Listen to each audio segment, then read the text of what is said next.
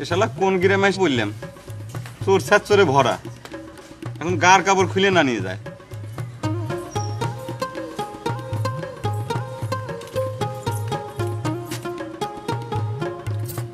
এখন আর মাথায় দিয়ে চিন্তা করে কি হবে? হাত মুখ দিয়ে খাওয়া দাওয়া করি নেন।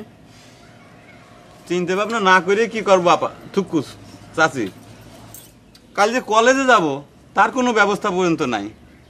এইসব কাপড় চোপড় পরে কলেজে যাওয়া যায়? আমার সমস্ত মডার্ন কাপড় চোপড় রয়েছে ওই ট্রাঙ্কের ভিতর। আমাকে বদরের জামা তো আপনার গায়ে মনে ভালোই ফিটিং হবি। এক কাজ করেন না, তার জামা গায়ে দিয়ে তো আপনি কলেজে যাওয়ার পারেন। বদর মানে আপনার সাওয়াল, মানে আমার ছাত্র, সে না ক্লাস 5-এ পড়ে। ক্লাস 5-এ পড়া সাওয়ালের কাপড় চোপড় আমার গায়ে লাগবে? কি করছেন?